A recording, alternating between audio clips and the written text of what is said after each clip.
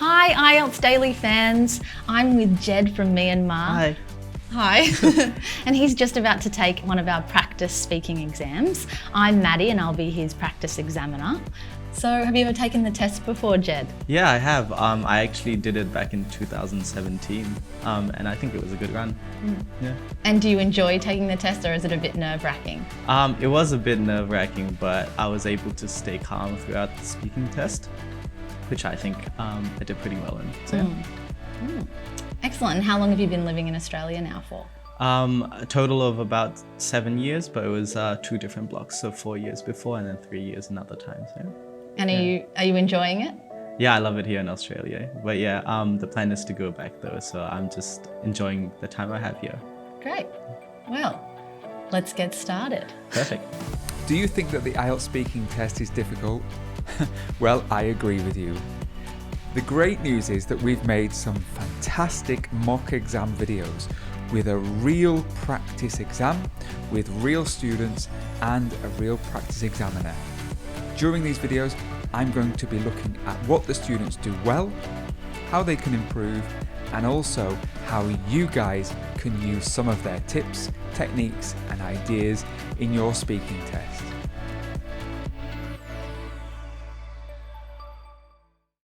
So, today's session, we're listening to Jed, and Jed is from Myanmar. He's studying at a university in an English-speaking country, so his base level of English is really great. At the end of this test, I'm going to talk about the 4 criteria related to the band descriptors, the speaking band descriptors, and I talk about those all the time. We're going to look at each band descriptor, and I'm going to point out and I'll highlight some of the areas that he does really well, and maybe how he could improve, maybe some little mistakes that he makes. Shall we start? Right, let's go. Hello and welcome to this practice exam conducted by IELTS Daily. My name is Maddie and I'm your practice examiner. The questions in this test are designed to simulate the IELTS speaking test. Let's start. What's your first name, please? Jedediah. That's fine. Yeah. Thanks, Jed. At the beginning of the IELTS test, you will be required to provide some ID, but as this is a practice test, we don't need to do that today. Yeah. I want to begin by talking about you. So do you live in a house or an apartment? I live at a college, so it's like a dorm room. It's a studio apartment, I would say, yeah. Okay, so Jed gave an example of where he lives, and did you notice that his language was a little bit higher than some other examples that we might hear in the exam? So you could say you live in a house, or you could say you live in an apartment, but did you notice that he said a dorm room? A dorm room is a dormitory, so he lives with other people, and it could be halls of residence, or it could be university accommodation. Depending on where you live, just give some language which would show off to the examiner. But don't show off too much. Are there any advantages to living in an apartment? I think so. I think there are many advantages. Primarily, you get to live with people close to you. You get to see more people. But yeah, there are also disadvantages. It is quite small, and you have to be wary of the amount of noise you make. So yeah. Great. So Jed talked about the positives of living in a dorm, and he also highlighted some of the disadvantages. So you need to be aware of the noise that you make when you're living with other people. So you have to be considerate when you're living with other people. I did notice a very, very small grammatical mistake, and I think he said there is also disadvantages. We know that we should say there are also disadvantages. So just be careful of your grammar. Is it a good idea to own a house? I would think so. With the current environment and the housing market, I think it would be a good time to buy a house. And why do some people rent a house? Maybe they can't afford the price of the house up front. So renting a house reduces the amount of money that you pay now. So I think that would be a really good reason too. Jed gave some really good language here. He used words like upfront. So if you pay something upfront, that means that you pay it in advance. My only piece of feedback at the moment is that he could speak a little bit more. He could give a little bit more example, or he could explain a little bit more about what he thinks, how he feels. At the moment, his answers are quite short. It's not bad because he's showing really great language, but I think you guys should just bear that in mind. Please remember, try to expand on your answers as much as possible. Okay, let's move on to the topic of local food. What is some traditional food from your country? So I'm from Myanmar, so we have a national dish called lepetto, and it is pickled tea leaf salad. So you've got pickled tea leaves, which not many people know you can actually eat and actually taste good. And we'll have lots of different nuts. We'll have sesame seeds and we'll have shrimp, and it's really, really good. And we have many different types of noodles, but yeah, there's too many to list. I love them all. Is homemade food healthier than eating out? Oh, definitely. I think so. Maybe just because my mom cooks really well, and I get to see and be part of like the food that's being made and like the cooking process. So I love that. But some people could argue that restaurants might have better quality or cleaner food because there are government regulations on restaurants, whereas there's none at home. I think Jed was fantastic here. He gave lots of examples and expanded on his ideas. Let's have a look at some of his really useful language. So he said pickled tea leaf salad, and that's an adjective. It's describing it. Pickled tea leaves. That was wonderful. He said not many people know about this. So he's describing the reality of this particular type of food. So you may say, not many people know about a traditional food from my country. He'd said many different types of noodles. So he started with pickled tea leaf salad, and then he gave other examples. And I think that's a really useful technique that he has utilized there. He started with one topic and then talked about something else. That's totally acceptable during the test. So I advise you guys to do that. He said, oh, definitely, I think so. Oh, I definitely think so. And this is kind of a filler phrase, and it's buying him a little bit of time. Do you think that? Do you think something? Oh, yes, definitely, I think so. And remember, lots of students say, I think yes. That's an incorrect way of answering a question. We don't say, I think yes. We always say, I think so.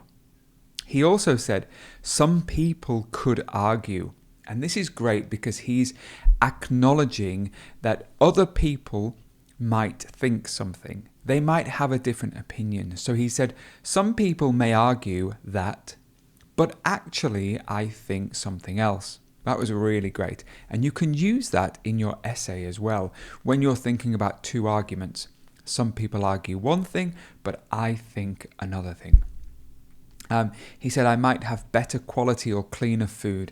Great fluency. He didn't stop speaking. I was really impressed with this section. Well done, Jed. Is eating out expensive where you live? Yes, I currently live in Melbourne, so it is quite expensive to eat out. And so yeah, that's why I prefer eating at home. And since I live in a dorm, I can eat with friends. So that's a big plus for me. Is it important to support local restaurants? Yeah, I think so. So when I go out to eat with my friends, have a night out, we usually pick restaurants that are local and not like big worldwide chains. I think it is the duty of each and every one of us to support people around us in whatever way we can. So, yeah. In this section, Jed gave great complexity of structures. He had lots of complex structures. And remember, when you want to get above a band 7, you need to have complex sentences. And if you don't know about complex sentences, I strongly recommend you come and download the IELTS Daily app, because we have a specific video which focuses only on complex sentences. Well, in Jed's case, he said, since I live in a dorm, which means because I live in a dorm, and then he explained why.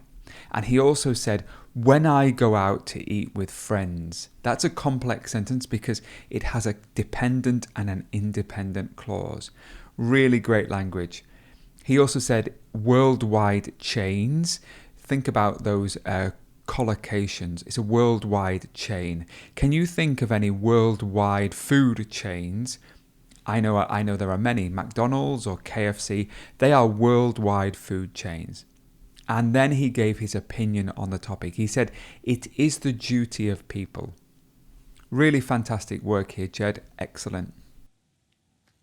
Now I want to talk about social network. Are you a social person? I like to think so. I do well with people that I already know and people that I'm friends with. And I do have quite a few friends, so I would say yes. But it is also often hard for me to meet and talk to new people. So. Okay, so another way to say yes. We can just say yes, that's okay. But did you notice that Jed here said, I like to think so. I like to think so. So the examiner may say something like, are you a nice person? And you can say, I like to think so. It's just a different way to say yes. If we said yes every time, it becomes very repetitive. So you could say, I think so. I like to think so. Yes.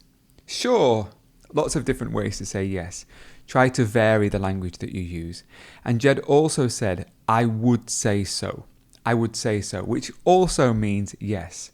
This is a great example of using a variety of different words and phrases to show the same meaning. And this demonstrates flexibility of language. Part of the lexical resource mark in your band descriptors, if we look at the band descriptors, it says that you need to use language flexibly and appropriately. And that means using different words for the same thing. Jed is doing a great job here. But I would say yes. And do you use any social networks? I do. I have Facebook, Instagram, all the young people stuff. But I also have LinkedIn. So yeah, trying to pad that out a bit. Yeah. And why do people use social networks? I think it's a lot to do with sharing your experiences with friends and keeping in touch with them. So a lot of the younger, newer social media platforms that are targeted for younger audiences are more to do with like sharing photos or sharing videos, just what you're getting up to in your daily life. And so like Facebook is probably for the older people to keep in touch with family and things like that. So yeah, I think those are the main reasons. In this section, Jed spoke about social networks. And did you notice that the examiner moved on to a new topic? So we started with just something about you. Then we spoke about food, and now we're talking about social networks. In part 1 of the test, you might have 2 or 3 different topics, depending on the amount of answers that you give. So we've got 2 main topics here, which were food and social networks. Jed used some extremely high-level language, and this might be a little bit too high for you. He said, so trying to pad that out a bit. This is really difficult for me to explain because he talks about a few different social networks.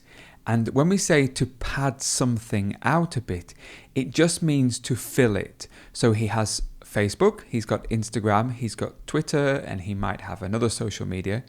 If you want to pad something out a bit, it means to add something to make it wider. So he added LinkedIn and he's trying to pad out his social networks. Such high-level language, probably a little bit too high for some of you guys, but that's okay. You can learn it, go and study it. I think that's really, really, really great of Jed. Well done. Okay, I'm going to give you a topic and I'd like you to talk about it for 1 to 2 minutes. Okay. Before you talk, you'll have 1 minute to think about what you're going to say. You can make notes if you wish. We always say that part 2 of the test is the hard part, and I think I tend to agree.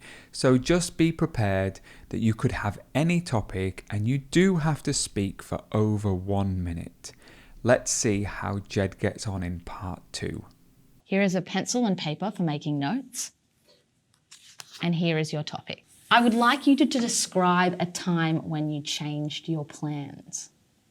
Your 1 minute starts now.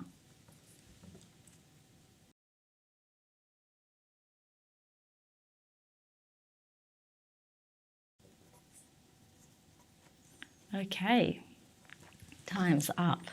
Remember, you have 1 to 2 minutes for this, so don't worry if I stop you. I'll tell you when the time is up.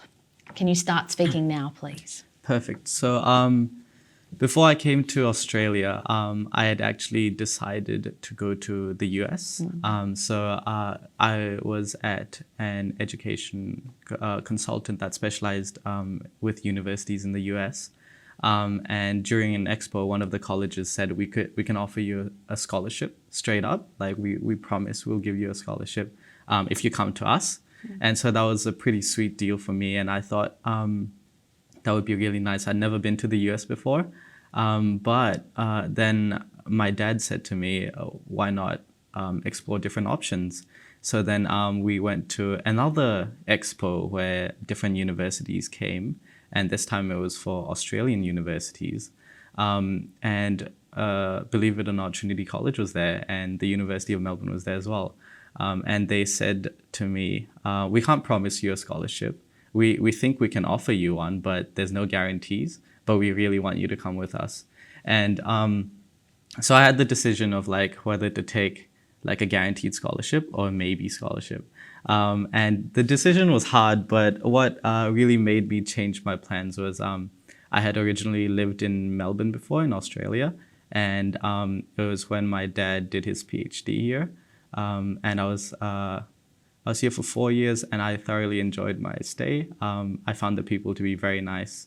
I like the climate. I like the things you can do in the city. So I thought I would prefer it if I came to Melbourne. And so that from then on it was a pretty straight road. It wasn't as bumpy as I thought it would be. I have been here for about almost 3 years now, and I do not regret my decision. And it's perfect. And with like the current situation around the world as well, I think I made the right decision, and I am very happy. Great, thank you. Okay, what did you think of Jed's part 2? I thought it was wonderful. I thought he was fantastic, actually. I don't know what you think. Maybe you can leave your ideas in the comments. What did you like about his speech? What did you not like about his speech? I am really struggling to find things to criticize or to pick up and give feedback on. I've got a couple of things that I just want to talk about. He made one extremely small mistake, which was a language mistake. And he said, I went to an education agency who are specialized with. The collocation and the preposition with the word specialized is usually to specialize in and not to specialize with something. So that was a really small mistake, and I'm being very picky now, but I know the examiner is going to be picky as well. Just be careful, but excellent. He had excellent, really, really high level complexity of grammar, great structures throughout. Before I came to Australia, believe it or not, he told a story as he went through, and really importantly, he didn't spend time looking at his notes, and that's a really critical part of your speaking. Don't spend all your time looking down. I say it again and again, it will be better if you tell a story. Just talk to the examiner like you're talking to a friend. What else did he say? He said, I thoroughly enjoyed it here. Thoroughly. It's a great way to use an adverb to describe something. He thoroughly enjoyed it rather than really enjoyed it. I really enjoyed it. He used the word thoroughly. Pronunciation of the word thoroughly. Very difficult to look at and pronounce, but in reality, thoroughly is quite easy to say. What else did he say? He said, it was a pretty sweet deal for me. What great language that is. It was a pretty sweet deal. It was perfect for me. That's what it means. I am so impressed with Jed at the moment. I hope you guys are too. If you are impressed, make sure that you leave some ideas in the comments. What did you like? And tell me which parts of his language did you really enjoy. let's move on to part 3. But remember, at the end of part 2, the examiner may ask you a very brief question about this topic. Let's see if the examiner asks him now. Now, let's talk about planning. Oh. Why do people plan? Why do people plan? I think it's just to sort of hedge your bets against things that may go wrong in the future. Or like it may also be just personally for a sense of security. Because if you already have plans of like, let's say a 5-year plan or something, even though it won't, everything won't go according to plan, you still have an idea of where you want to go and where you want to be and what stage you're in. So, yeah. Did you notice that the examiner didn't ask an extra question, a very short question at the end? That's okay. It may not happen. Doesn't always happen. The examiner has gone straight into part 3 when we're talking about planning. Let's listen to Jed's answers. Let's talk about planning. Oh. Why do people plan? Why do people plan? I think it's just to sort of hedge your bets against things that may go wrong in the future. Or like it may also be just personally for a sense of security. Because if you already have plans of like, let's say a 5-year plan or something, even though it won't, everything won't go according to plan, you still have an idea of where you want to go and where you want to be and what stage you're in. So, yeah. Part 3 is always going to be the really hard part because the questions become harder and Jed's doing a great job of thinking on his feet, thinking really quickly, giving some great answers and some excellent language. He said, it's sort of to hedge your bets, High level language, which means to mitigate your risk or to reduce your risk. Learn it, study it, see if you can use it in your test. What situations require people to make disaster plans? So I think disaster plans, what situation? I think even if there is no situation, disaster plans are usually a good idea, especially for organizations or countries where if the likelihood of a disaster actually happening may be low, but if you don't have a plan in place for that contingency, the risks that arise when that disaster actually happens is huge, and like the cost can be really large as well. So I think countries, organizations, and even regular people should have disaster plans in place, just on the off chance that things go bad. I don't know if you noticed in this section, but I think Jed found this question quite difficult. The question was about what situations do people need to make disaster plans. I'm not sure he completely answered the question, but that's okay because in the test, remember in IELTS, if you don't answer the question properly, there is no right or wrong answer. All the examiner is looking for is your ability to speak as much as possible. He tried to buy himself some time. He tried to stall by kind of repeating the question, and I could see him thinking on his feet. Now, at a band 9 level, it is okay for you to hesitate slightly when you're looking for ideas, when you're looking for content. At a band 8, you're okay to be looking for words occasionally.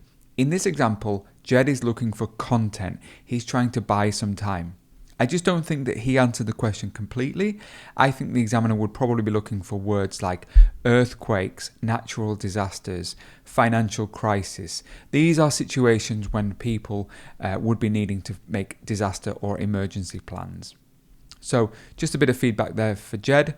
Try to be a little bit more prepared in the test. Listen to the question carefully and carefully consider your answer. But at the moment, he is doing super well. Is it possible to avoid such disasters? I don't think so. You can plan for it and you can minimize the amount of damage that is caused by the disaster, but disasters, in their own nature, they are disasters, they're unexpected. So I don't think you can avoid them. So with the pandemic this year as well, no country has fully successfully avoided it. It's just happened, and the difference is in how we respond to it and how we've planned steps to minimize the costs. Yeah. Did you notice that in this question, it says such disasters? And one of the problems of Jed's previous answer, we didn't actually give any specific examples. So this would be a bit more difficult for him to answer, but he answered it really well. And he said, I don't think so. Remember earlier I told you that if you want to say yes, you can say I think so. And if you want to say no, you can say I don't think so. Good language for you to learn and utilize in your test. He said you can minimize the amount of damage. He said with the pandemic, no country has avoided the pandemic. And he used a specific example with the coronavirus pandemic, which was really great. I think the examiner's listening for examples. Why do some people enjoy being spontaneous? I think it's good to have a little bit of variety in your life. While planning is good, you can't plan every single thing. And life also tends to get a bit boring if you expect everything that's coming your way. So I'd recommend a few nights here and there of just going out for a walk, seeing where the road takes you. So yeah. Thank you very much. That is the end of your speaking test. In this example, Jed used excellent language again, but I'm going to teach you a new idiom here. The idiom is variety is the spice of life. Variety is the spice of life. So in your test, you could say something like, well, they say that variety is the spice of life, so you could go out for a walk and do other things that you wouldn't normally do. And that was talking about spontaneous. Don't forget that the word spontaneous is quite a difficult word to pronounce, and the noun of it is spontaneity. Spontaneity. So some people like spontaneity. They like being spontaneous. Spontaneity and spontaneous are difficult words to spell, so be prepared for them in the test. Seeing where the road takes you. That was another great piece of language which Jed used. You can see where the road takes you. Wonderful. That's the end of Jed's speaking test. I don't know what you think, but I think I can imagine what you think. I was thoroughly impressed by Jed's speech here. Let's talk about his scores, and you'll see the scores on the side of the screen. I think that he would score a band 9 for fluency and coherence. He gave lots of expanded answers, and he was able to give examples and spoke clearly and fluently without stopping. His lexical resource, he used flexible language and lots and lots of variety within his speech. High-level idiomatic and less common words were used throughout. Super impressed with this. I would award him a band 9 as well here. Now, grammatical range and accuracy. This is one where I find it a little bit tricky, because if you noticed, I highlighted a couple of mistakes throughout. Now, those mistakes may fall in the lexical resource mark, because you remember he said something like specialized with, and that would be an example of a collocation. In this case, he may score a band 8. Okay, so between the lexical resource and between the grammatical range and accuracy, you may find that one of those would be awarded a band 8. His overall pronunciation would be a band 9. I would really struggle to give him a band 8 overall. That's too low. I think a band 8.5 would be very, very, very comfortable for him. I do think, though, however, that he has the ability, and in this test, because he did so well, I think he can probably score a band 9 overall. He came across as almost a native speaker, really high-level language, lots and lots and lots of pieces of language that you could take away and utilize in your test. Did you enjoy Jed's speech? Did you think it was useful? Are you impressed, or were you impressed by his answers? I was definitely impressed. If you want to come and look at other sample mock exams, we have lots of them from students all across the world. You will see that we've got people from Sri Lanka, from Cambodia, from India, from Australia, all sorts of different people, and I hope these videos will be very, very useful for you. Take care of yourselves, and I look forward to seeing you in the next session. Come and watch our other videos on YouTube, which are speaking videos, sample answers, and writing ideas. Bye for now.